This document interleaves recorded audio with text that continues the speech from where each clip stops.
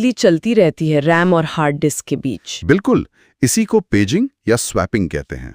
लगातार चलती रहती है ये। अच्छा, तो फिर इसकी जरूरत क्या है अगर ये असली रैम नहीं है और इसमें ये अदला बदली होती रहती है?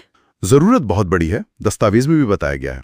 सबसे पहली बात तो ये सिस्टम को ज्यादा डेटा संभालने की क्षमता देती है। मतलब रैम कम हो तब भी? हाँ, अगर वर्चुअल मेमोरी ना हो तो रैम भरते ही शायद सिस्टम क्रैश कर जाए या एप्स बंद हो जाएं। ओह, तो ये क्रैश होने से बचाता है। बिल्कुल। और दूसरी बड़ी बात, मल्टीटास्किंग, एक साथ कई सारे प्रोग्राम चलाना। हाँ, वो तो आजकल सब करते हैं। तो वर्चुअल मेमोरी के बिना सीमित रैम वाले कंप्यूटर पे ये बहुत मुश्किल हो जाता। ये उसको संभव बनाता है। समझ गए। लेकिन यहाँ एक पेज है जिसका जिक्र आपने पहले भी किया था, रफ्तार। हाँ, और ये बहुत बड़ा पेंच है। दस्तावेज भी यही कहता है, वर्चुअल मेमोरी असली रैम से काफी धीमी होती है। जमीन आसमान का फर्क है। देखिए, रैम जो है वो इलेक्ट्रॉनिक चिप है, बहुत तेज, बिजली की रफ्तार से। हाँ। और वर्चुअल मेमोरी कहाँ होती है? हार्ड डिस्क पर या एसएसडी पर। हार्ड डिस्क तो मैकेनिकल है, घूमने वाली।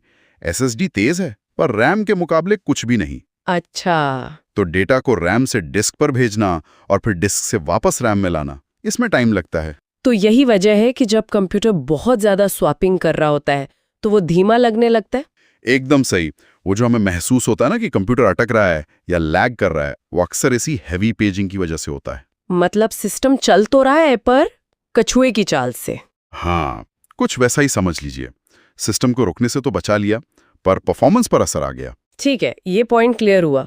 वैसे दस्तावेज में एक छोटी सी बात और थी, विंडोज यूजर्स के लिए सेटिंग्स के बारे में। हाँ, उसमें बताया है कि कंट्रोल पैनल में एडवांस सिस्टम सेटिंग्स में जाकर वर्चुअल मेमोरी की सेटिंग्स को देखा जा सकता है और बदला भी जा सकता है। क्या उसे बदलना चाहिए? आमतौर पर नहीं, विंडोज खुद ही से मैनेज कर लेता है। उसे ऑटोमेटिक पर छोड़ना ही बेहतर रहता है ज्यादातर लोगों के लिए। ओके, तो कुल मिला के बात ये हुई कि वर्चुअल मेमोरी एक तरह की सहायक मेमोरी है। हाँ, एक जरूरी सहायक, जो रैम कम पड़ने पर हार्ड डिस्क या एसएसडी का इस्तेमाल करके सिस्टम को चालू रखती है, मल्टीटास्किंग में मदद करती है, पर असली रैम की तेजी नहीं दे सकती। बिल्कुल, ये एक समझौता है। तो सार यही है।